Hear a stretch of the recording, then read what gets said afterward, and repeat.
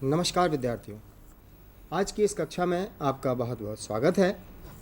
बच्चों, आज हम चर्चा करेंगे हमारा जो पिछली कक्षा में हमने शुरुआत की थी आधारभूत ज्यामितीय अवधारणाओं के संबंध में, उसी के संबंध में हम कुछ प्रश्नों को लेंगे और कुछ परिभाषाओं को भी पुनः आपके सामने प्रस्तुत करेंगे।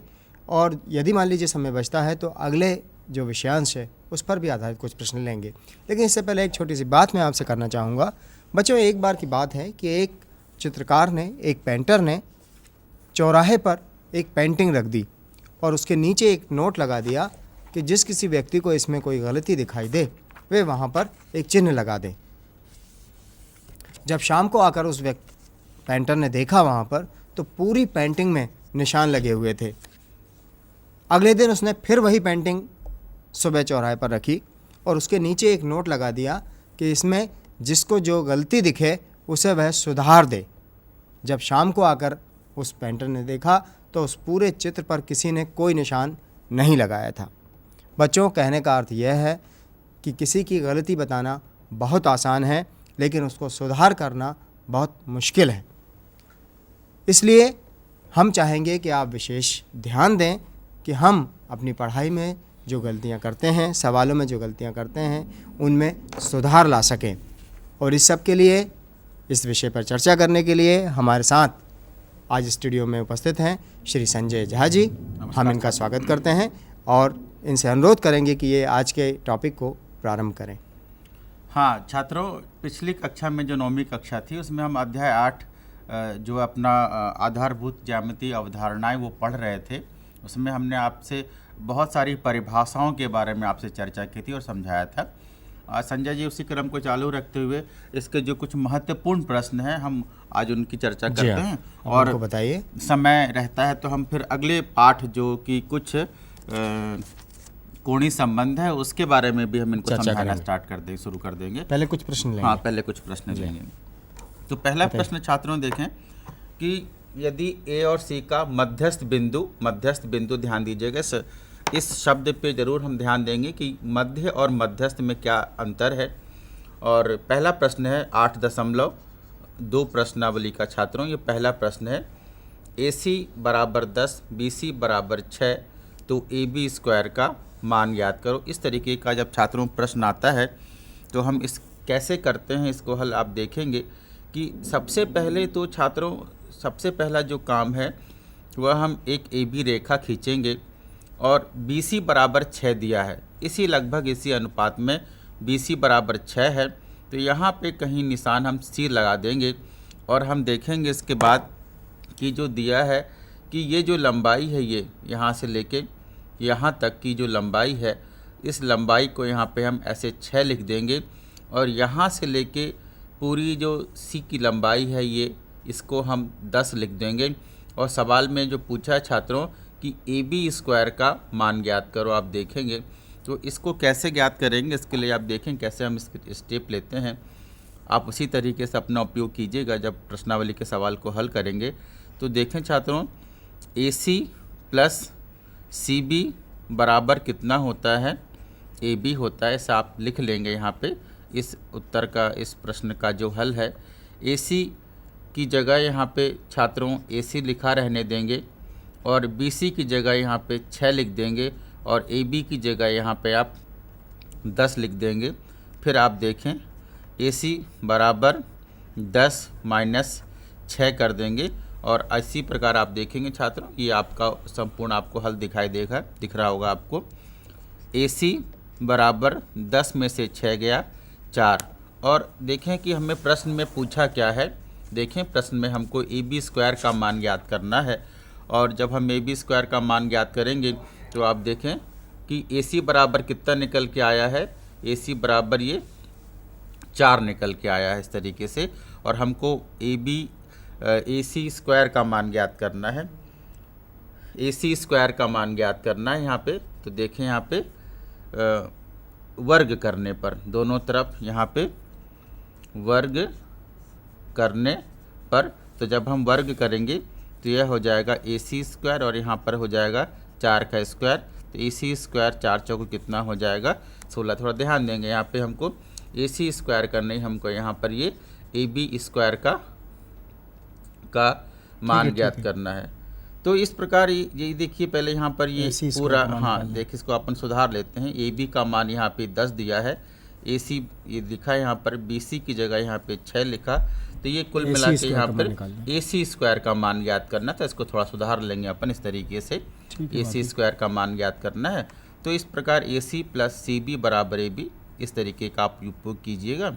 और BC का जो मान है वो कितना लिखा है, 6 लिखा। AB का कुल मान यहाँ पे 10 दिया हुआ है। फिर AC बराबर छात्रों ये 6 है, यहाँ पे इसका मान ज्ञात करना है, तो 6 को हम उस तरफ ले जाएंगे तो 10 में से 6 गया। अब अगले पद में देखें, आपको दिख भी रहा होगा, ये हो गया 4। चूँकि हमको छात्रों AC स्क्वायर का मान ज्ञात करना है, इसलिए हमने दोनों तरफ वर्ग किया, और इस तरह आप कोने में लिख देंगे, इसके वर्ग लगा देंगे। 4 का स्क्वायर कितना हो जाएगा, 16 हो जाएगा। इस प्रकार AC स्क्वायर बराबर 16 आपका उत्तर निकल के आ जाएगा। अब इसी में छात्रों 5वें सवाल को देखें, मैं आपको सामने दिखा रहा हूँ कि कोण BAC के अंतःभाग में x स्थित है, और यदि कोण BAC बराबर 10 और कोण BAX बराबर 42 हो तो कोण XAC का मान ज्ञात कीजिए। छात्रों सवाल कैसे करेंगे, सवाल को हम पढ़ते हैं, बहुत सरल सवाल है, क्योंकि बड़े पदों में दिया हुआ है तो थोड़ा सा हमको लगता है कि कहीं ना कहीं कठिन होगा, ऐसी बात नहीं है। और मेरी मान्यता है कि जब भी हम सवाल हल करें, देखें यहाँ पे ये जो मैं आपको निशान लगा के दिखा रहा हूँ, ये देखें यहाँ पे 70 लिखा हुआ है यहाँ पे, है ना। तो इस अंदाज से, मतलब प्रकाल का उपयोग नहीं करेंगे, आप अंदाज से यहाँ पे इस तरीके से कोण बनाएंगे। और BAC लिखा है, B ऊपर लिखेंगे, A मतलब कोण की बात हो रही है, A को यहीं पे लिखेंगे, इसका ध्यान रखिएगा। और नीचे C को यहाँ लिख देंगे, इस तरीके से लिखा है। ये जो X बिंदु है इसके बीच में स्थित है, मतलब यहाँ पे कहीं मान लीजिए कि इस तरीके से X स्थित है, तो यहाँ पे हमने X बना दिया। उसके बाद हम देखेंगे डॉट डॉट लगा के, बिंदी ऐसे लगा के इसको हम जोड़ देंगे, और यहाँ पे इसको क्या लिख दिया, थोड़े बड़े अक्षरों में लिख देते हैं, X दिखा जाएगा। तो छात्रों ये है कि हमको मान ज्ञात करना है XAC का, हमको बोला है कि इस कोण का मान ज्ञात करना। तो इसका भी बहुत आसान तरीका हम आपको बताते हैं कैसे याद करते हैं कि M मतलब मेजरमेंट, माप कहलाता है। कोण BAX प्लस M कोण XAC बराबर, ये पूरा देखिए इस वाले कोण को और इस वाले कोण को जब हम जोड़ेंगे तो हमको ये पूरा कोण मिल जाएगा, ये पूरा BAC वाला कोण मिल जाएगा। और यहाँ पे हम क्या लिख देंगे, कोण BA, और क्या लिखेंगे हम, C। अब देखें जो BAX दिया है वह दिया है, मैं आपको दूसरी स्याही से लिख के बताता हूँ कि आपको समझ में भी आएगा कि इस वाले कोण का मान कितना दिया है, 42 दिया है, और हमको केवल इस वाले कोण का मान ज्ञात करना है। तो हम देखेंगे कि BAX जहाँ लिखा है उसकी जगह हम क्या लिख देंगे, 42 लिख देंगे, और XAC इसको ऐसा ही लिखा रह देने देंगे XAC, और इसके आगे यहाँ पे हम लिख दीजिएगा, और बराबर इस पूरे कोण का मान यहाँ पे कितना दिया है, 70 डिग्री दिया है। फिर आप देखेंगे छात्रों इसको तो यहीं रहने दीजिएगा, मतलब ये MXAC और 70 यहाँ पे माइनस कितना कर देंगे आप, 42 कर देंगे, तो कितना हो जाएगा MXAC। 70 में से 42 को आप घटा देंगे, और 70 में से 42 घटा के आप देखेंगे कि आपको इस कोण का मान कितना मिलेगा, 28 डिग्री मिलेगा। तो इस प्रकार हम छात्रों 70 में से 42 जाएगा तो 28 डिग्री आएगा। तो यहाँ पे आप चाहें तो यहाँ पे 28 डिग्री इस तरीके से आप लिख भी दें तो सही उत्तर निकल के आ जाएगा। और इस प्रकार आप देखिए कि कितना अच्छा लगता है कि ऊपर प्रश्न लिखा हुआ है और बगल में आप चित्र बनाएं, और चित्र बनाएं तो चित्र के बगल में ही उस प्रश्न को हल कर दें। तो क्या होता है छात्रों कि ऐसे में जब हम कभी पन्ना पृष्ठ पलटा के हम अपने सवाल को दोहराते हैं तो देखते हैं कि सवाल बहुत आसानी से समझ में भी आ जाता है, और हम एक बार में अपने सवाल जो हम अपने कॉपी में किए रहते हैं वो बिल्कुल समझ में आ जाएगा, और आपको लगेगा कि नहीं ये तो इतना ज्योमेट्री जो कठिन अवधारणाओं वाला पार्ट है, बहुत आसानी से आप उसको समझ सकते हैं। बच्चों आपने जैसा कि देखा कि अभी संजय जी ने हमारे समक्ष 2 प्रश्न करके दिखाए। कल की जो पिछली कक्षा हमारी इसकी हुई थी 9th की, उसमें हमने आपको कुछ परिभाषाएं बताई थी, जिसमें हमने आपको संपूरक कोण और पूरक कोण की परिभाषाएं भी बताई थी। बच्चों, संपूरक कोण ऐसे 2 कोण होते हैं जिनका योगफल 180 अंश हो, और पूरक कोण ऐसे कोणों का जिनका दोनों का योगफल 90 अंश हो, उन्हें हम पूरक कोण कहते हैं। तो इस पर आधारित जो प्रश्न है, मान लीजिए हमें संपूरक कोण में एक कोण का मान दिया गया है और दूसरे कोण का मान हमें ज्ञात करना है, तो कैसे ज्ञात करते हैं? पूरक कोण में हमको एक का मान दिया गया है, तो दूसरे का मान हम कैसे ज्ञात करेंगे? अर्थात संपूरक कोण और पूरक कोण पर आधारित सवाल संजय जी आपके समक्ष अब बताएंगे। छात्रों, ये देखें, पूरक कोण जैसा संजय जी ने कहा, आप बताया, आपको ज्ञानवर्धक बातें बताएं, उसके हिसाब से देखिए कि पहले थोड़ा सा हम एक सेकंड आप दोहरा लेते हैं। ये ABC हमने कोण बनाया, और छात्रों यदि हम यहाँ से इस तरीके से एक लाइन खींच दें और हम कहें कि ये कोण X है और ये कोण Y है, तो इन दोनों कोणों का जोड़ छात्रों ये 90 डिग्री है, क्योंकि आपको ऐसा दिख भी रहा है रेखा चित्र में यहाँ पे कि जिन 2 कोणों का योग 90 डिग्री होता है, तो उनमें से एक युग्म को हम क्या कहते हैं, एक कोण को हम क्या कहते हैं, पूरक कोण कहते हैं। और इसी पे है जो 6वां सवाल आप पढ़ेंगे। 6वां सवाल हम आपको बताते हैं कि पूरक कोण ज्ञात कीजिए। देखिए इस तरीके से है कि पूरक कोण ज्ञात कीजिए, मतलब हम जब कहते हैं कि पूरक कोण है क्या, तो जिन 2 कोणों का योग इस तरीके से छात्रों ABC, जब 2 कोणों का जोड़ 90 डिग्री होता है, तो उस युग्म को हम क्या कहते हैं, पूरक कोण कहते हैं। तो लिखा है कि पूरक कोण ज्ञात कीजिए, तो आप कैसे ज्ञात करेंगे? तो जब 90 में से मान लीजिए यहाँ पे हमको ये कोण, ये यहाँ पे ऐसे मैंने 22 डिग्री बना दिया आपको समझाने के लिए, आप भी ऐसा करेंगे, बिल्कुल समझ में आएगा। बिल्कुल कठिन प्रश्न तो है ही नहीं, आप जब करेंगे तो आपको बहुत आसान लगेंगे। कि यहाँ पे ये लिखा है 22 डिग्री लिखा है, तो आपने यहाँ पे 22 लिखा, तो जब ये कोण 22 डिग्री है और सवाल में बार बार कह रहा है कि पूरक कोण ज्ञात कीजिए, यदि हमने यहाँ पे 22 लिख दिया तो इसका मतलब है कि ये वाला जो कोण है वो कितना होगा, पूरक डिग्री होगा। अब देखें ये पूरा जो कोण है, पूरा कोण का मान कितना है, 90 डिग्री है। और 90 में से आप देखें इस तरीके से कि यदि हम इस वाले भाग को हटा देते हैं तो ये ऊपर वाला भाग कितना बचेगा, तो इस ऊपर वाले भाग को हम क्या कहेंगे, पूरक कोण कहेंगे। और बिल्कुल आसान है, देखिए किस तरीके से आप निकालेंगे कि पूरक कोण जब निकालेंगे तो पूरक कोण ऐसा लिखेंगे, तो मतलब 90 में से जो भी कोण छात्रों दिया रहेगा, 90 में से जैसे हमने लिखा है 22 डिग्री का पूरक कोण निकालो, तो पूरक कोण लिखेंगे और 90 में से 22 को आप ऐसे घटा देंगे, तो 10 में से 2 गया, बचा 8 बचा, और यहाँ पे बचा 8, एक उधार ले लिया था, 8 में से 2 गया, कितना बचा 6। तो इस प्रकार पूरक कोण कितना निकल के आ जाएगा, 68 डिग्री आ जाएगा।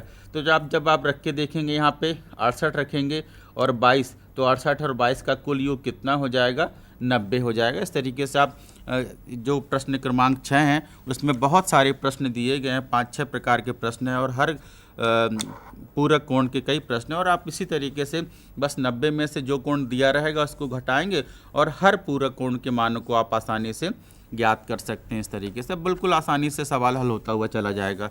इसके बाद छात्रों इसी क्रम में बहुत महत्वपूर्ण प्रश्न मैं आपको करा रहा हूँ कि आप देखेंगे ये भी पूरक कोण का है, बहुत महत्वपूर्ण प्रश्न है और बहुधा परीक्षा में पूछा जाता है।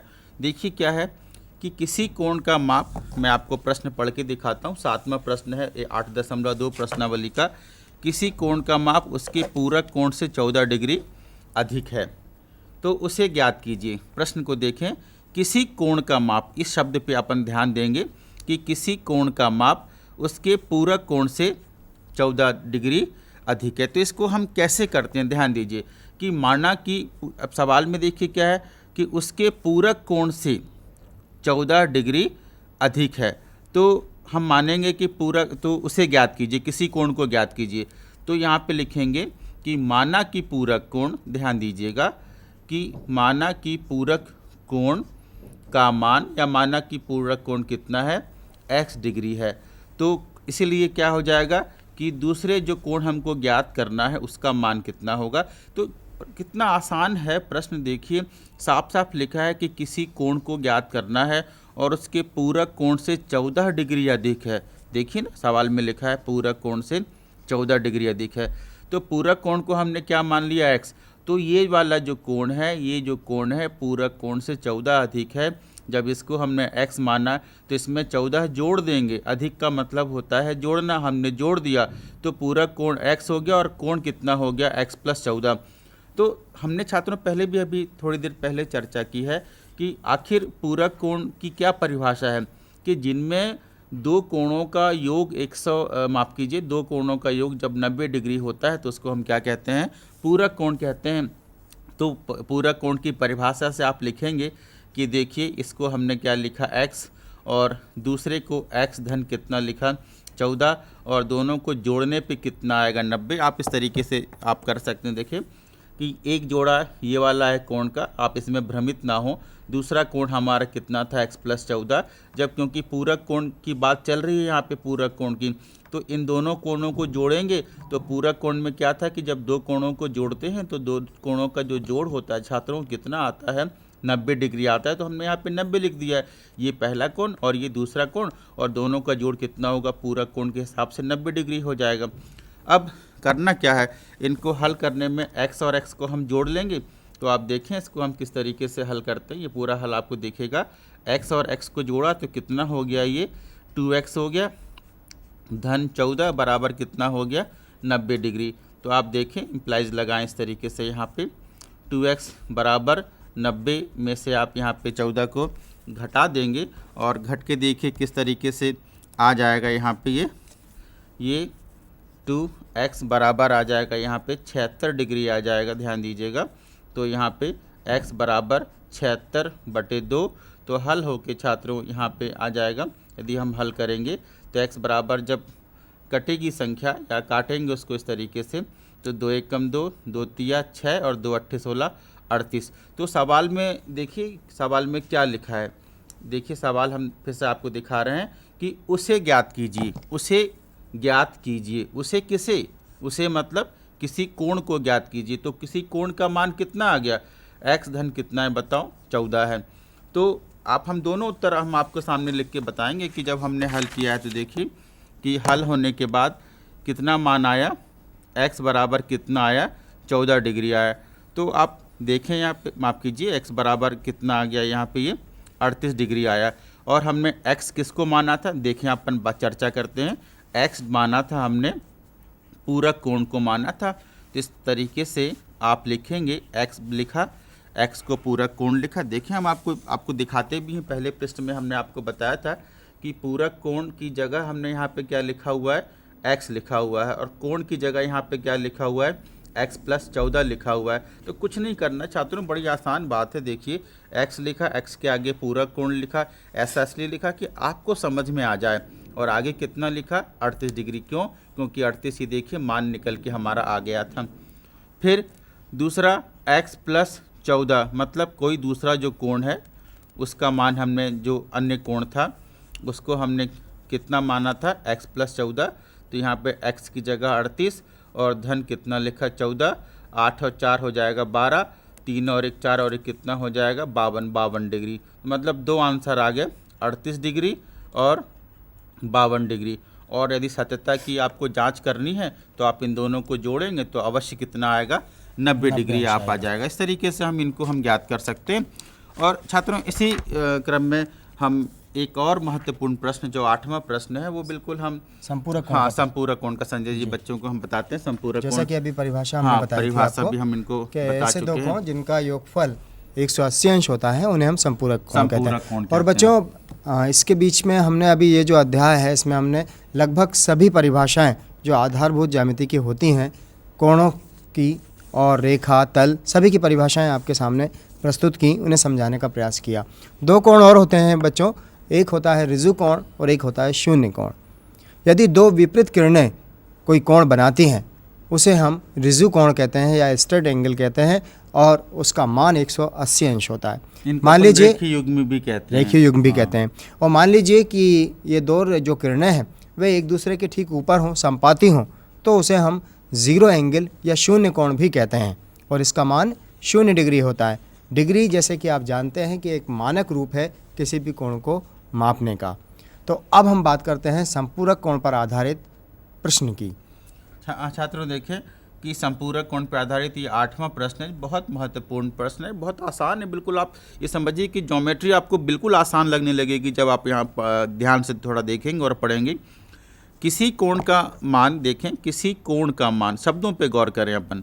किसी कोण का मान उसके संपूरक कोण के मान से 2 गुना है, उसे ज्ञात कीजिए। सवाल के शब्दों पे गौर करें। हम फिर से आपको दोहराना चाहते हैं। किसी कोण का मान, एक स्टेटमेंट तो ये हो गई बात, ये एक बात तो अपन ने ये कर ली, किसी कोण का मान उसके संपूरक कोण के माप से, संपूरक कोण के माप से कितने गुना है?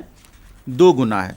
तो कहने का मतलब मेरा ये है कि माना कि संपूरक कोण, जब हम बात करते हैं कि माना कि संपूरक कोण, यहाँ पे इस तरीके से हम लिखेंगे कि माना कि संपूरक कोण x डिग्री है। यहाँ पे आपने क्या लिखा? x डिग्री है।